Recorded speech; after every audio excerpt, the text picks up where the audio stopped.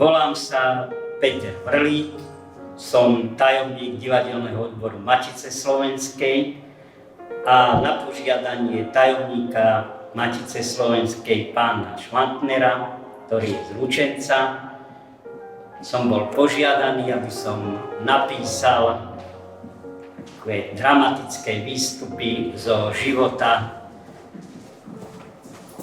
rodákov z Novohradu, konkrétne Daniela Marotyho, jeho dcéry Eleny Maroty Šoltésovej, Juliusa Bodnára a Kolomana Banšela.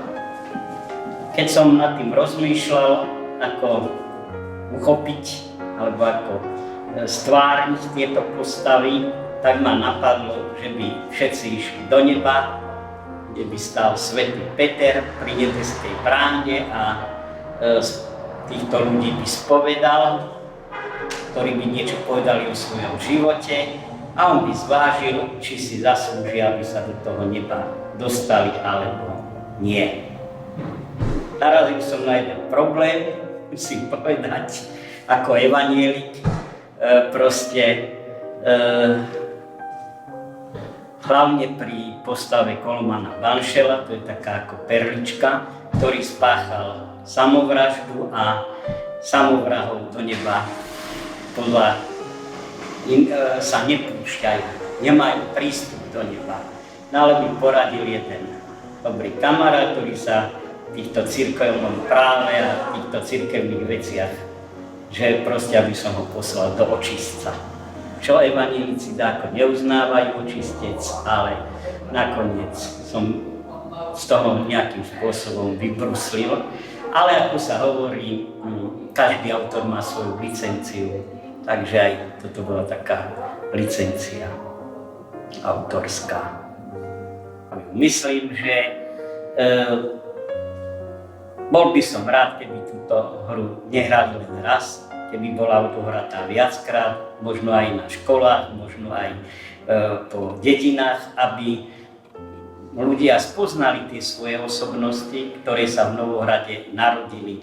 Málo ľudí v dnešnej dobe ako keby neboli hrdí na tie svoje osobnosti, ako keby neboli hrdí na tú svoju minulosť. Ale ako niekto povedal, národ bez minulosti si nezaslúži byť národom.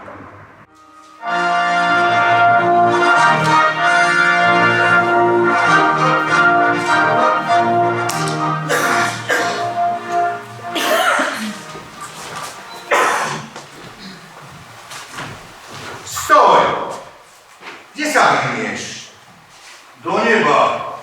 Celý život som verne slúžil Hospodinovi. Mám na to právo. Ja podávam návrh Hospodinovi. Po väčšine schváli, pretože má vo mňa úplnú dôveru. No, som ja nevedel, že aj v nebi je taká byrokracia. A ty si myslíš, že nebo je ľudí? Vieš, kde stojíš, si pred nebeskou bránou.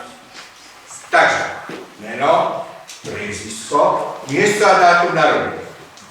Ale aj teba som si ja, svätý Peter Veru, inakšie predstavoval. Ako si sa predstavoval?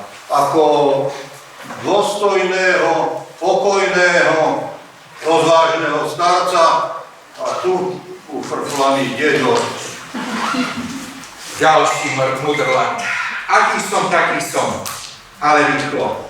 Nevidíš, aká je tam šóra? Takže ťa poprosím, tvoje nacionále.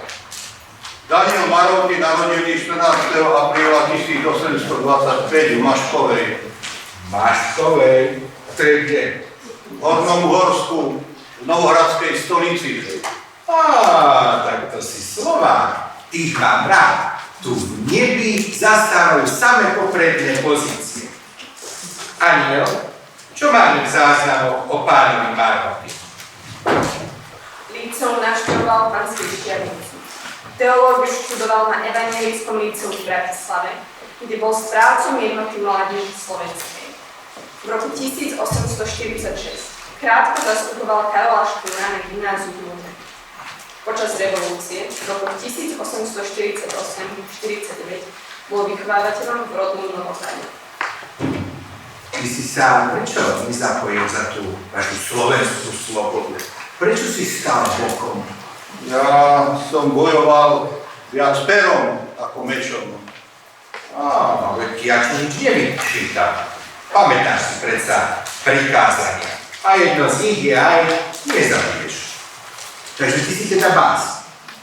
Už pokúšal som sa písať.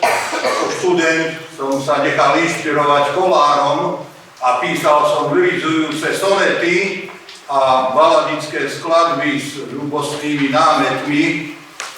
Kolár, to je veľmi dobrý človek.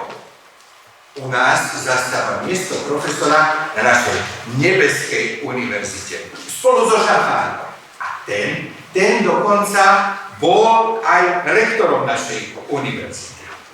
Ale neskôr som sa viac inšpiroval Hviezdoslavom Sladkovičom a písal som básne aj svojej manželke Karolíne.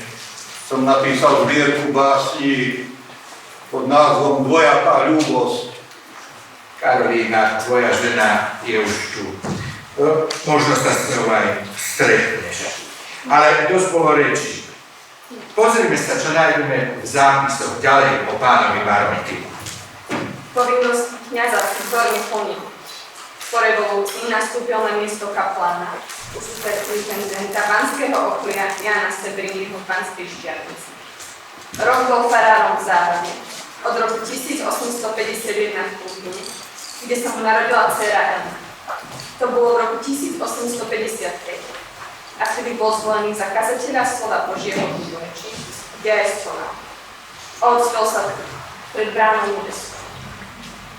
Prečo si teda myslíš, že by som ťa mal pustiť cez nebeskú bránu? Zaslúžiš si to vôbec? To posúdi Hospodin. Celý svoj život som v duchu štúrových ideálov burcoval národný život.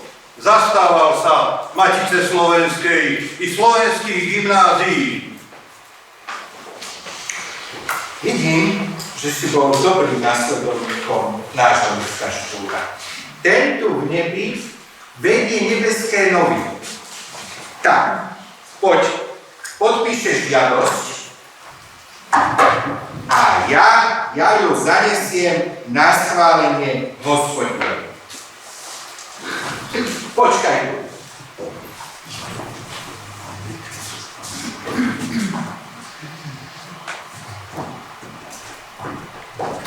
Tak ako? Bolo moje žiadosti vyhovené? Hospodin tvoju žiadosť podpísal. Môžeš vstúpiť do neba. Ďakujem.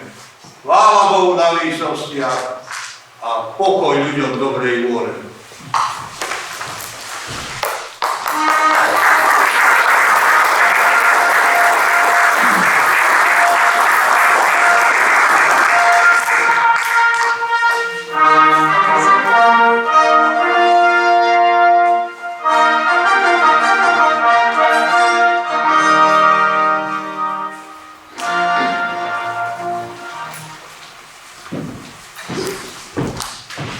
Meno, priezvisko, miesto a dátum narodenina.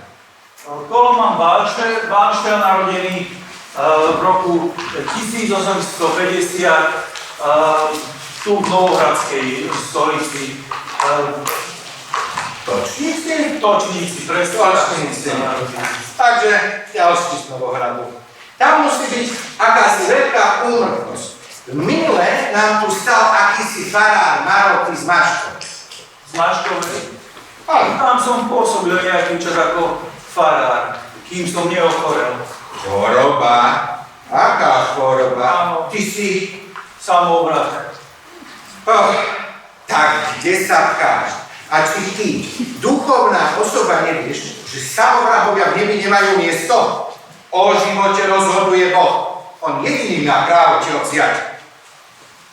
Vždy som sa spoliehal na Božiu pomoc, ale v mojej situácii som nenašiel žiadne východisko. A čo si myslíš? Že Pán Boh má na starosti len teba? Veď to si musel byť veľmi zlým kňazom, keď si sa odhodlal tak zúfale učiť. Zaujímalo by ma, aký si viedol život, než si sa odhodlal tak strašnému kroku. Aniel, aké máme informácie o tomto nešťastníkovi? Do gymnázia chodil v Lučenci, potom prestúpil na Líceum do Banskej Štiavnice. Tu bol 3 roky, v rokoch 1861 až 64.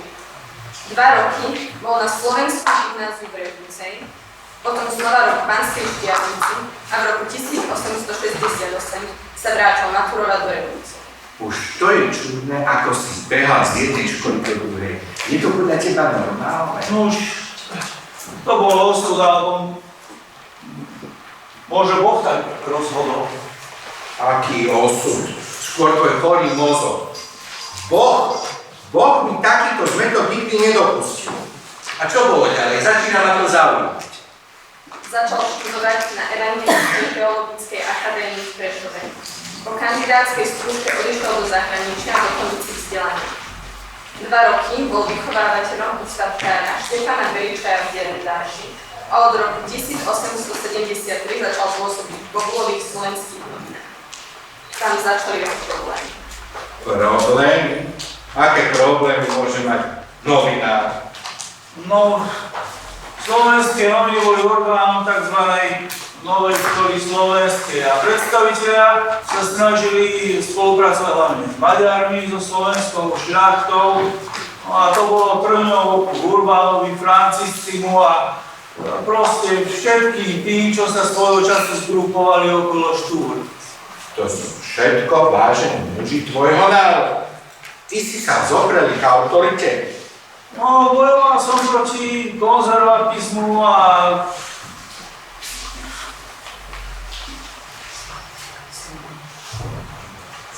usiloval som sa o seba vyjadrenie každého, po prípade o možnosť kritizovať slovenský národ a život na Slovensku. Takže pokrokár, rebel. Rebelov ani samovrahov nepotrebujeme. Zatiaľ si tam sadni a neskôr uvidíme, čo s tebou.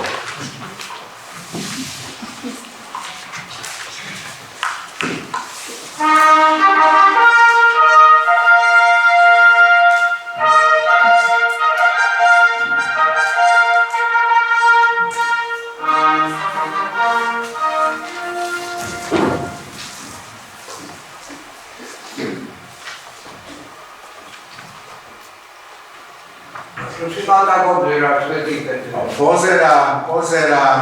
Teraz sa k nám do neba pchá niekto. Rebeli, samovrahovia. No dobre, ale poďme na to. Meno, priezvisko, dátum a miesto narodenia. Volám sa Julius Bodnár. Narodil som sa v roku 1870 v obci Uderina v Novohradskej stolici. Ďalší z Novohradu. A nebodaj luterán. No ale sa vás rodí neurekol. To sa môžeš aj ženiť, aj keď si farám, všakže. Koľko máš detí? S manželkou Anou, rodinou Gaborovou, mám 5 detí. Bože závar. No to sa teda nečudujem, že po svete behá toľko luteránov. Ani. Prečo by sme mali ďalšieho luterána pustiť do neba? Študoval na gymnáziu v Lučenci, potom v Banskej Štiavnici, teológiu v Bratislave, vo Viedni a Evalonii. Po návrate bol krátko vychovávateľom v Trebašovciach, rok kaplánom v Barskom Petrovci, rok na Mijave a potom rok v Bekešťave. Od roku 1897 v Bukovci, nedaleko Senice, a po roku 1918 vo Vrchovom. Neskôr ho zvolili za nitrianskeho seniora. Tiež pôsobil ako profesor histórie v roku 1919 až 20 a ako dekan Evangelickej bohosloveckej fakulty v Bratislave. Zatiaľ nič nenasvedčujeme tomu, že by si žil nejaký výnimočný život. Skôr by som povedal, že taký šedý. Neviem. Asi máš pravdu. Už počas štúdií v Bratislave som bol diskriminovaný profesorským zborom a pozrite aj cirkevnou vrchnosťou za národné presvedčenie. No a čo dobrého vykonal pre svoje ovečky? Zakladal nedelné školy, aby si zvýšili vzdelanie. Na Buchovci založil a viedol potravné a úverové družstvo. Snažil sa ako vedel pozdvihnúť národný, kultúrny a hospodársky život Slovákov.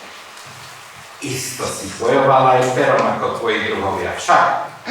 Pravda, že už v roku 1893 som uverejnil článok o ľudových poverách slovenských pohľadov.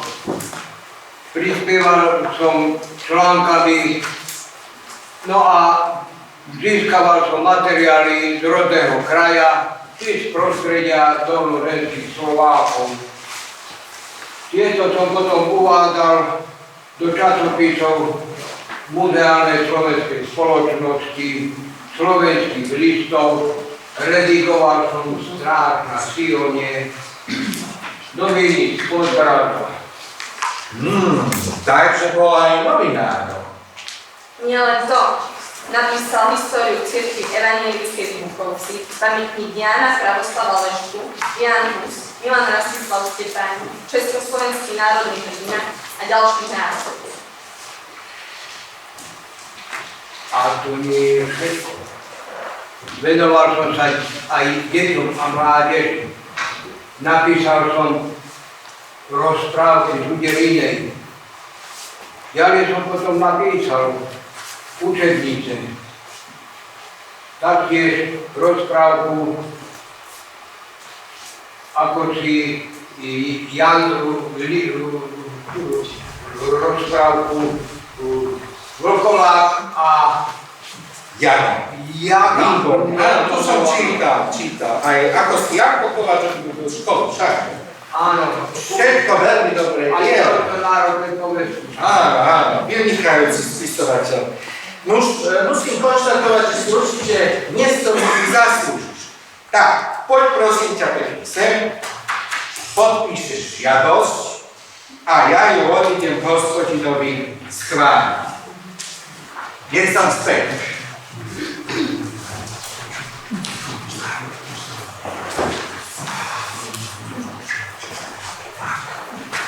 No, hospodin tvoju žiadosť podpísal, môžeš vstúpiť do neba. Páne Bože, nech je veľa tvoje meno. A ja svätý Peter, mňa kedy pustíš do neba? Ty si sa na zemi ponáhľal so životom, takže máš teraz času dosť. Láskavo si sadni a ty si nevštímaj tamtoho samovraha a vstúp do neba.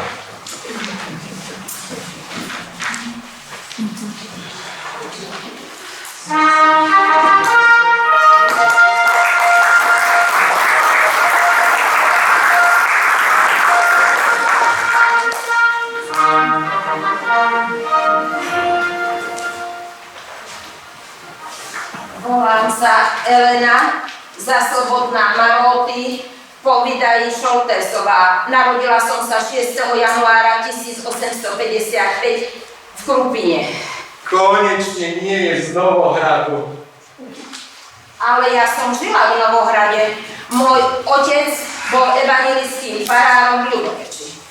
Marek. To meno je aké si povedomé. Nevolal sa tvoj otec Daniel?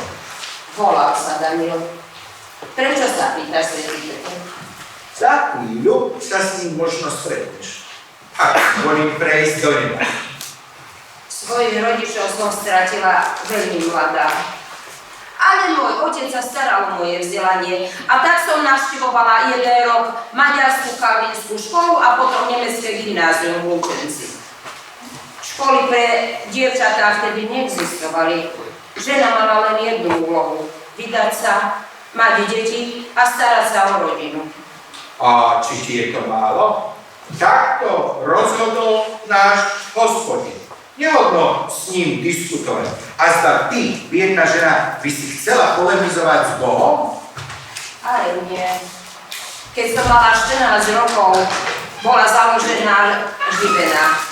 No a ja som do nej mohla vstúpiť až po vydaní. To ma začína celkom zaujímať. Aniel, prosím ťa, čo v tom spolku robili? Stála pri zrode ženského časopisu Živena. Spolu so slovenskou spisovateľkou Tereziou Mancovou vypracovala návrh na vydávanie slovenského kalendára pre hospodyne. Podielala sa na vydávaní letopisu Živeny. Písala pre ženy knihy a poviedky. Už v roku 1885 organizovali zbierku na podporu nemajetných študentov. O 2 roky zorganizovali výstavu obrazov českého maliara Vyšína a slovenských ľudových výšiek. Výšivky to sú národný poklad, ktorý vytvorili slovenský žid. A preto v roku 1910 dala podnet k založeniu výrobného účastinárskeho spolku, ktorý mal zabezpečovať prácu slovenským ľudovým výšikom. A podarilo sa ti založiť tú školu? Bola to dlhá cesta, ale oplatila sa. Už v roku 1890 sme uvažovali o založení dievčenskej školy. V roku 1899 som preto požiadala Uhorské ministerstvo školstva, aby zriadili dievčenskú školu. Táto žiadosť mi však bola zamietnutá.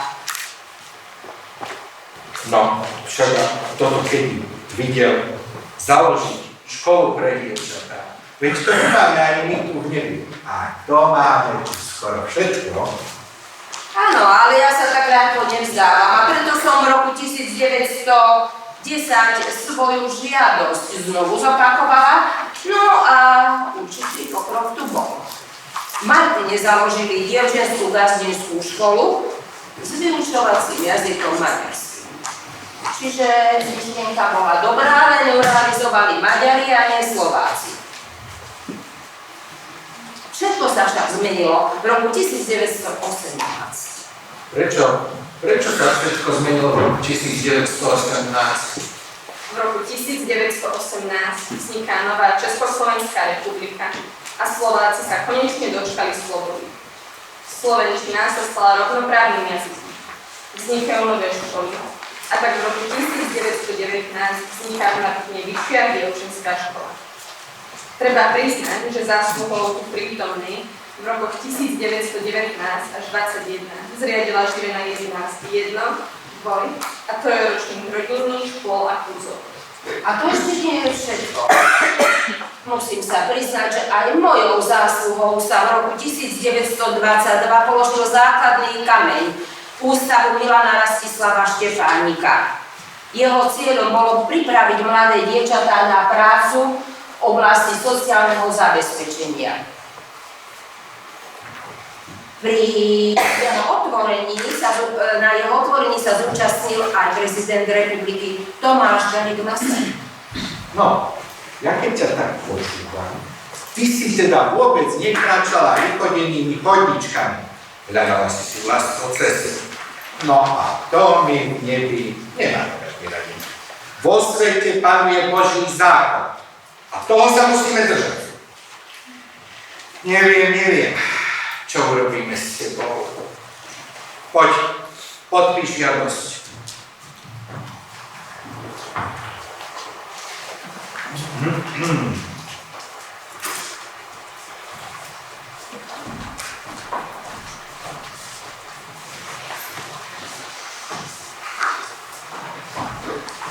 No čo, svätý Peter, bola moja žiadosť vybavená kladne?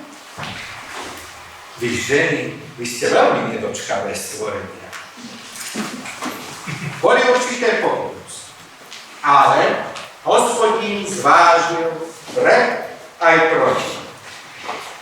Rozhodol, že tvoj život stál za to, aby si vstúpila do neba. Poď, dcéra moja, vojdi v mene Božom. Ale ja, svätý Peter, dokým tu ešte budem čakať? To si ty, Koloman, nepoznávaš ma. To som ja, Elenka, dcéra farára z Ľuboreče. A prečo ho tu držíte, veď to je človek poriadny, len trošku duchom chorý. Ty tam v rohu si sadni a čakáš. A A ty sa už prác do neba. Toto, keby videl, aby nám ľudia rozkazovali.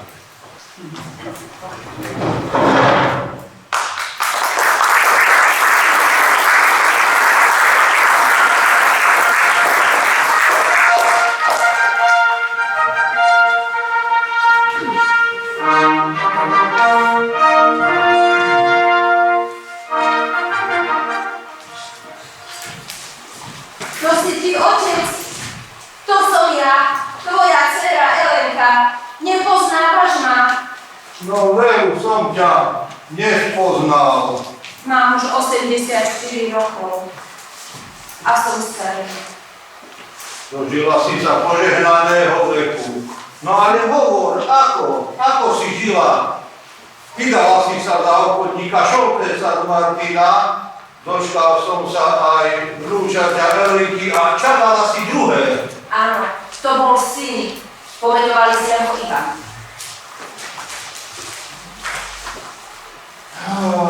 No a bola si šťastná so svojím mužom. Šťastná? To sa nedá tak povedať. Môj muž bol 18 rokov starší. Vedel dobre zabezpečiť rodinu a bol dobrý národovec.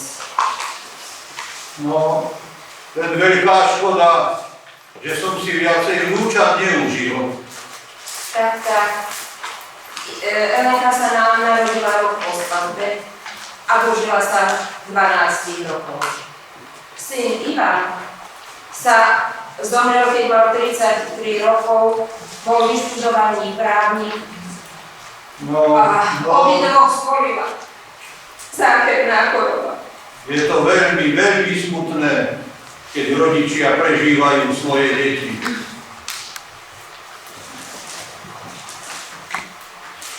No a čo, tvoja literárna práca? Písala si? Písala som, debutovala som v roku 1881 novelou Na dvore, ktorá vyšla v Slovenských pohľadoch. A potom som vydala ešte po smrti mojich detí som vydala knihu Moje deti. Táto sa však dostala kritiku. Už ale kto ťa mohol za to kritizovať? Urbanov syn Vajanský nazval moje dielo boľavým realizmom a odsúdil ho ako neestetický. Ale veď predsa smrť patrí k životu. No, áno. Narazila som však na kritiku aj vo svojom druhom diele, románe Proti prúdu, ktorý som vydala vlastným nákladom. No, vidím. Že si to veru ako žena v literárnej tvorbe nemala vôbec ľahké. Už, ale povedz mi, ktoré svoje dielo považuješ za najlepšie? Dobre? No predsa kniha Moje deti. V ňom som opísala intimnú tému, ktorá hovorila o skone svojich detí a o strašnom utrpení matky. Túto som vydala formou zápiskov. Kniha vyšla aj z zahraničí a bola kladne ohodnotená. No vidíš, tak predsa len úspech. Tak si dôkazom toho, že aj žena môže preraziť v slovenskej literatúre. Som rada, že aj slovenskí muži pochopili, že miesto ženy je aj v spoločenskom dianí.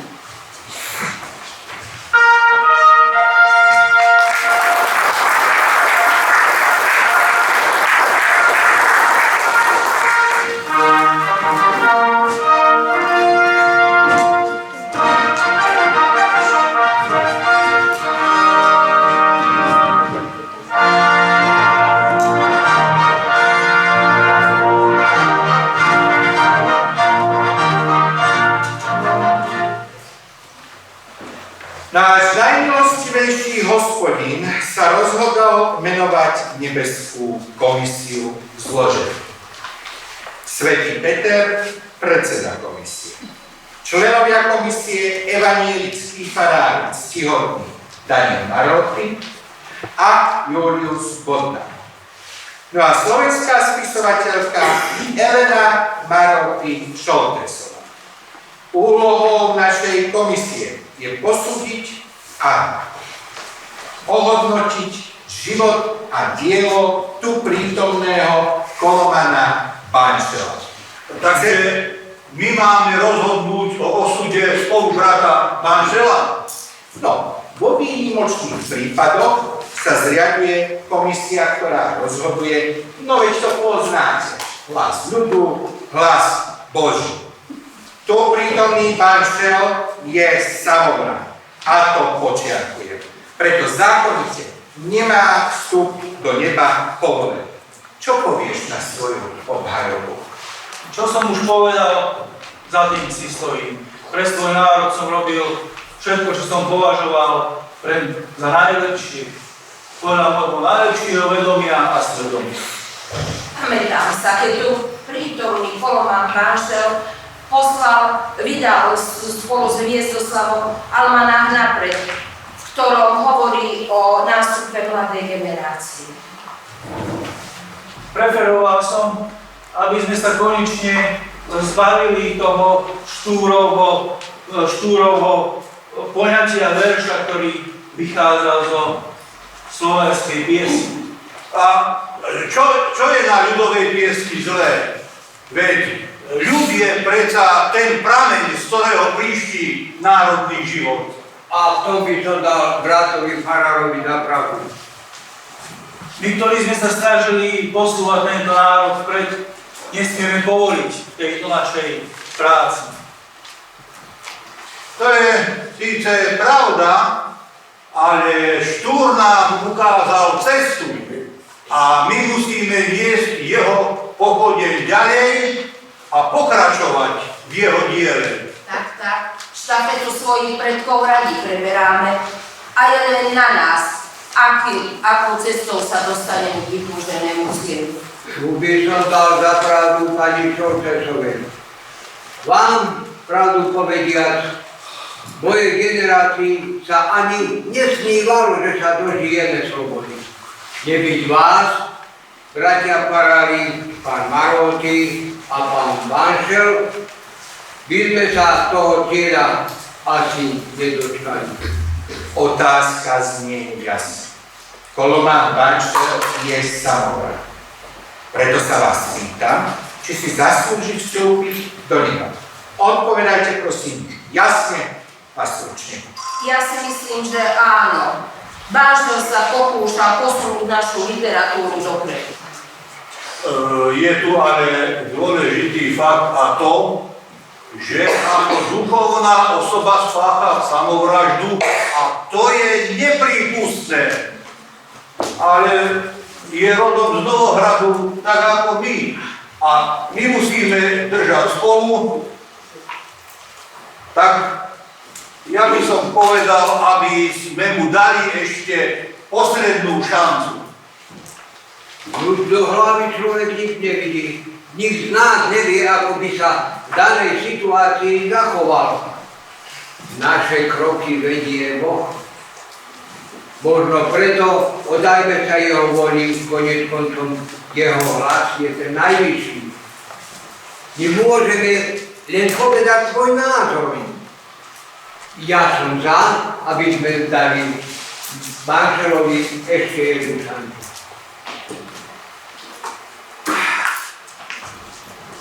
Na základe vyjadrení tu prítomných členov nebeskej komisie a ako je poverený predseda, rozhoduje nasledovne. Koloman Banšel, samovran, tvojej žiadosti prekročiť prach nebeským bránom sa nevyhovuje. Ale pretože tu prítomní sa jednomyselne dohodli, aby si dostal ešte jednu a poslednú šancu, posielam ťa do očistca Viem, vy evanjelici, k tomu máte rôzne výhrady, ale je to miesto, kde sa duše zbavia svojich hriechov. Budeš vykonávať rôzne tresty a nakoniec dôjdeš ku konečnému spaseniu. A keď si odpúkáš svoj najväčší hriech, čo bola v tvojom prípade samovražda, budeš môcť vstúpiť do nebeskej brány a stretnúť sa so svojimi blízkymi. Tvoja myseľ bude nakoniec očistená od blúdnych a zlúbnych myšlienok. Kolegovia, rodáci, veľa vďaka vám za podporu. Nikdy vám to nezabudnem.